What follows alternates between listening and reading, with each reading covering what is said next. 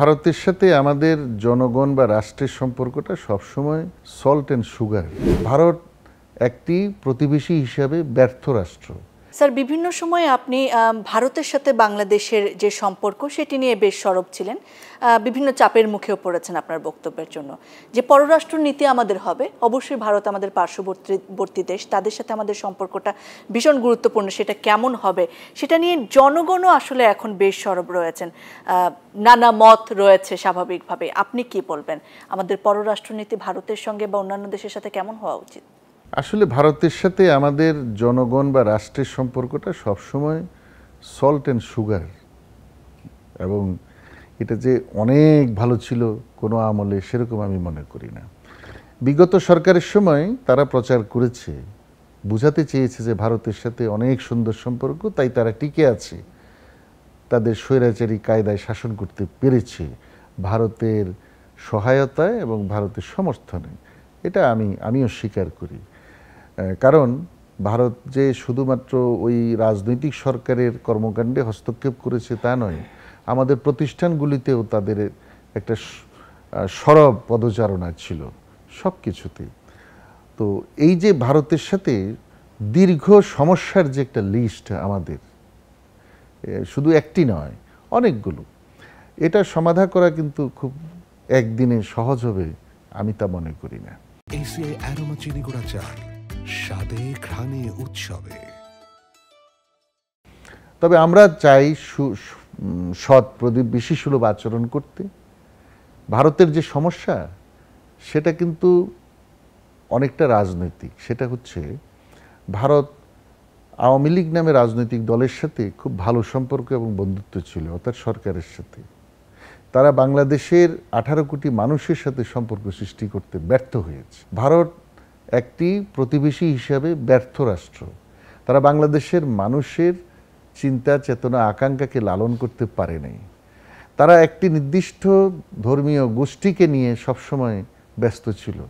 আসলে তারাও তো আমাদেরই বন্ধু ভাই, এবং আমরা তাদেরকে নিজেদের সাথী মনে করি সুখ দুঃখের। কিন্তু কিছু হলেই তারা তথাকথিত ধর্মীয় উন্মাদনার যে একটা অজুহাত নিয়ে আসতেন, জঙ্গিবাদের অজুহাত নিয়ে আসতেন, এবং হিন্দুদের উপর মন্দিরে আক্রমণ ইত্যাদির অজুহাত নিয়ে আসেন। এগুলো অবান্তর।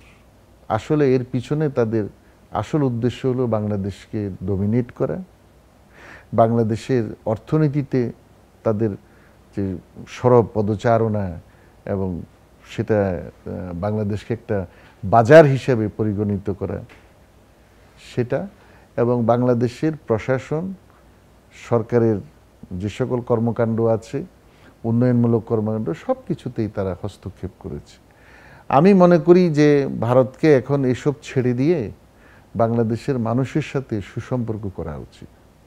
বাংলাদেশকে তথাকথিত মুক্তিযুদ্ধের সপক্ষ বিপক্ষ ইত্যাদি দল যে ট্যাগ ভারত লাগিয়েছে বিগত ফ্যাসিস্ট সরকারের আমলে, সেখান থেকে উঠে এসে ভারত বাংলাদেশকে বাংলাদেশের মানুষ মনে করুক।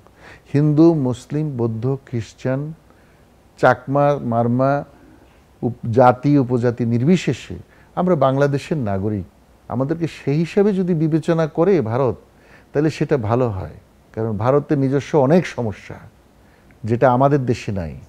আমাদের নেইবারিং যে 7টা স্টেট আছে ভারতে, প্রত্যেকটাতে আলাদা আলাদা সমস্যা। ভারত সেটা নিয়ে কাজ করুক। আমাদেরকে নিয়ে তাদের এত হোম টাচ দেওয়ার কিছু নেই, আমাদেরকে শেখানোরও কিছু নাই। আমাদের দেশের মানুষ অনেক দেশপ্রেমিক। আরেকটা জিনিস আপনাকে এখানে অ্যাড করব, আমাদের প্রতিরক্ষা নীতিমালায় অত্যন্ত সরল ভাষায় বলা আছে বাংলাদেশের সার্বভৌমত্ব রক্ষা করবে আমাদের দেশের জনগণ। তার অর্থ এই সশস্ত্র বাহিনী জনগণকে সাথে নিয়ে যখন বহিঃশত্রু দ্বারা আক্রান্ত হবে, তখন একসাথে কাঁধে কাঁধ মিলিয়ে লড়াই করবে। 18 কোটি মানুষ, ধরে নেন 3 ভাগের 1 ভাগ, 6 কোটি, ধরলাম আরও কম, 3 কোটি মানুষ সাথে সশস্ত্র বাহিনী, তারপরে আবার 18 কোটি মানুষের সমর্থন। আমার মনে হয় এটা ভারতকে বিবেচনায় আনা উচিত। এটা বিবেচনায় এনে ভারত আমাদের সাথে বন্ধুত্বপূর্ণ সম্পর্কের হাত আরো শক্তিশালী করা উচিত। তাহলে আমরা দুজনে হাত ধরে আগাতে পারবো দুটি রাষ্ট্র। আমাদেরকে ছোট শিশু ভাবলে এটা ভুল হবে এখন।